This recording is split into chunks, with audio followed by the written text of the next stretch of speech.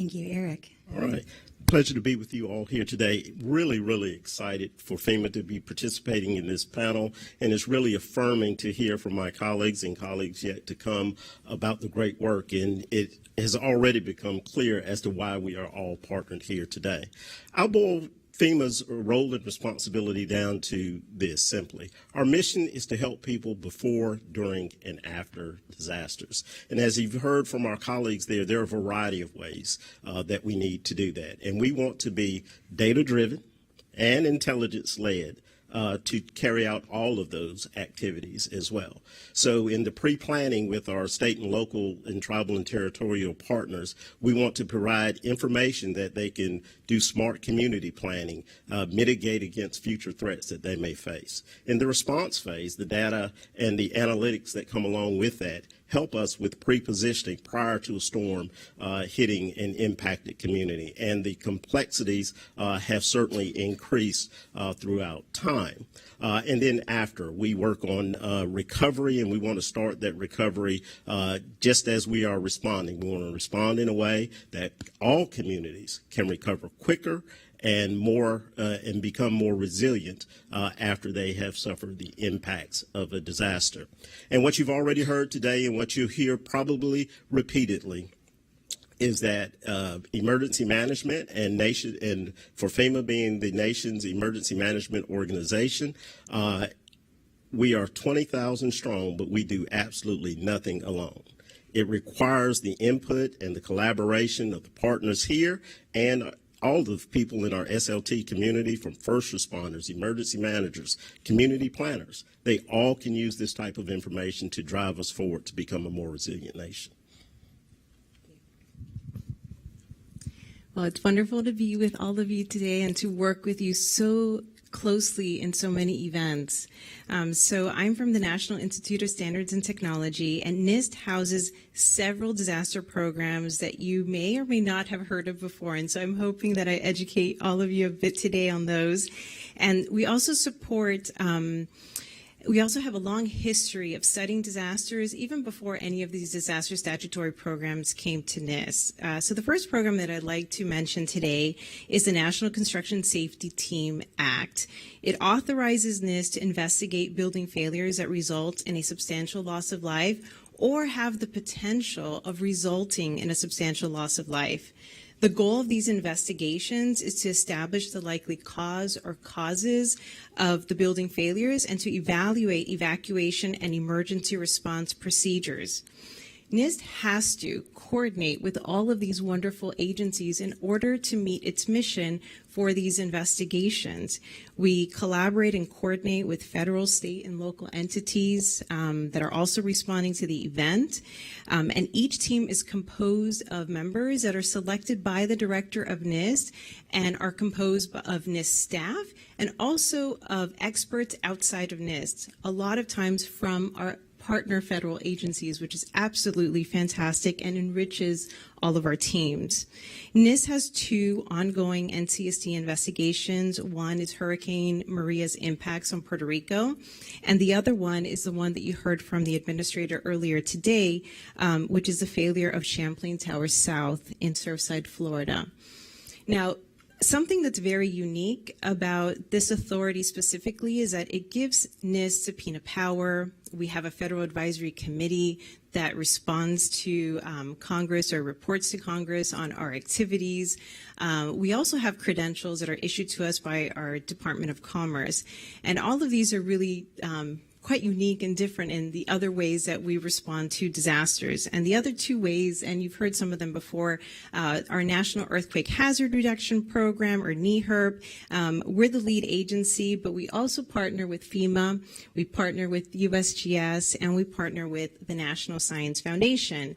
NWRP, which is our National Windstorm Impact Reduction Program, also includes FEMA and NOAA and and NSF. And both of these programs really seek to improve the understanding that these hazards have on communities, as well as developing and encouraging the implementation of mitigation strategies. So it's not just the response effort, but the very long tail of activities that come after studying and investigating these events so that we can reduce future losses and save lives.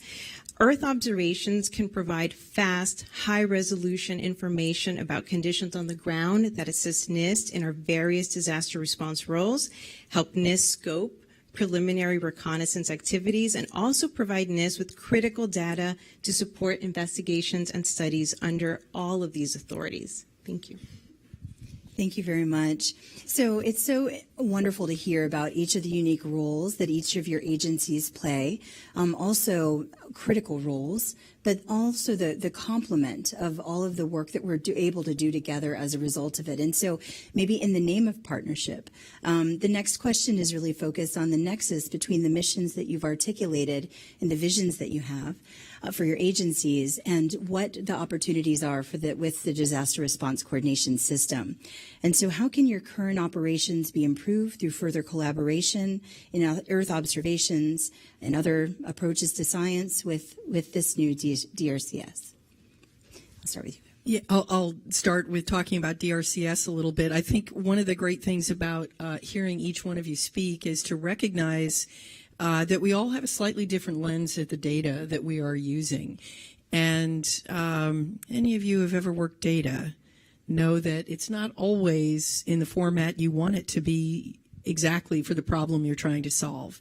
So a key aspect of DRCS is to make sure that we are providing data in a way that is useful to all of our partners, that we can actually think about how we structure not just the collection, but more importantly, the dissemination that has the tailoring or the ability to tailor the way you need it to be. And I think that's, to me, that is a key part of DRCS.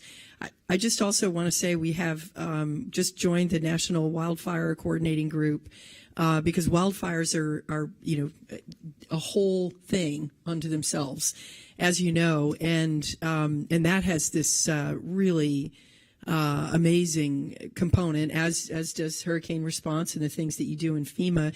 But each one of the problems is tailored to the unique hazards of that, and so we're excited about being able to partner. For us, there's something that we say a lot, which is meet people where they're at. What do they need? Don't just sit in your science ivory tower and say, what is it that we're trying to get? What do you need?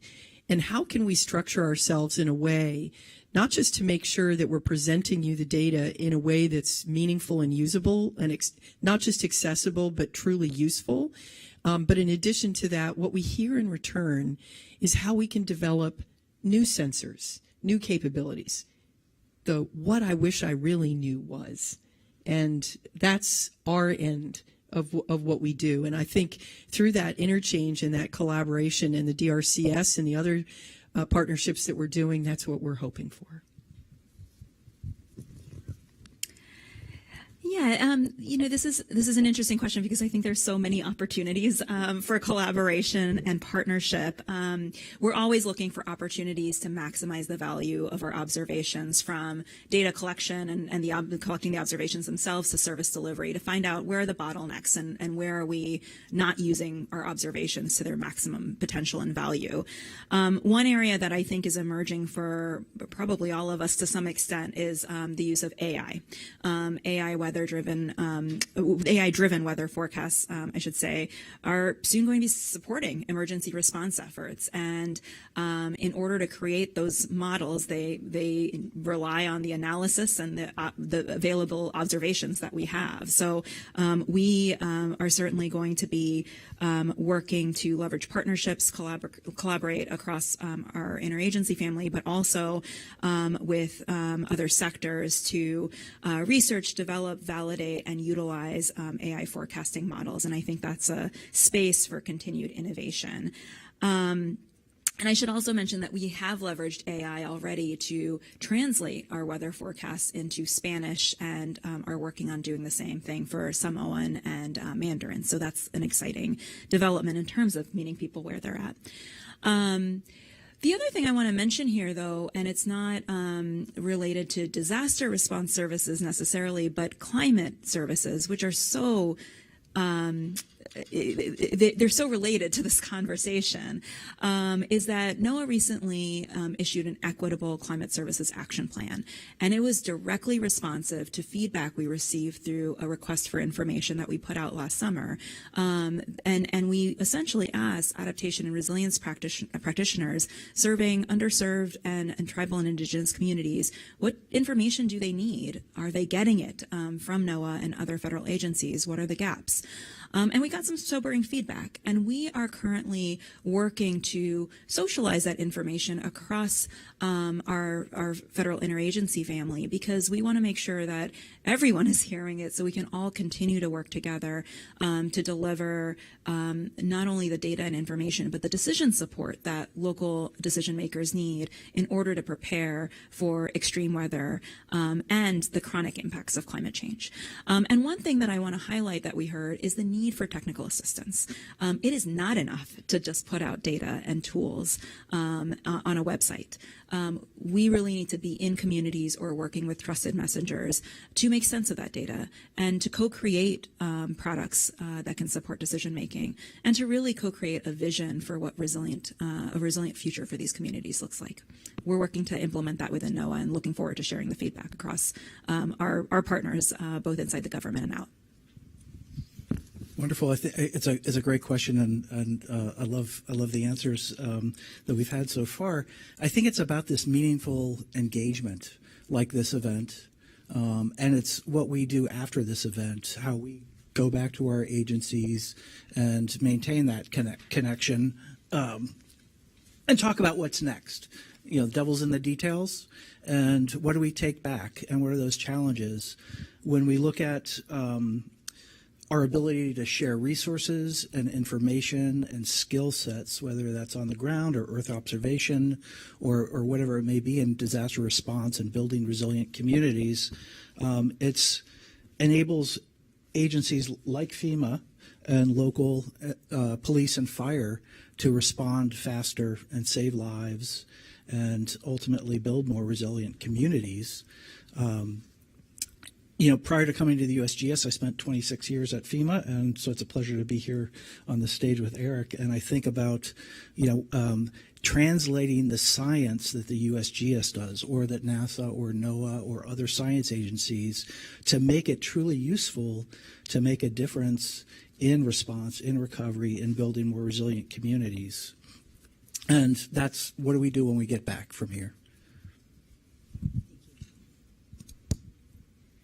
Great. So, I mean, as we think about the scale and scope of our operations and where we need to respond, which is on average to 70 to 75 emergencies or crises in well over 70 countries each year, I want to think about how we can best use this in a few different ways. So one is, of course, the incredible utility and how much more we have to do in terms of early warning, and whether that is the continued investment in partnership in the historic famine early warning system network, which is just a standard in how we think about the impacts on food security, the impacts on families and communities of disasters, of conflict, of protracted crises or year-on-year displacements. And so there is this incredible ability that we have to understand and project what is going to be happening using Earth observation data and looking at the impacts on food security at the household level. The other, really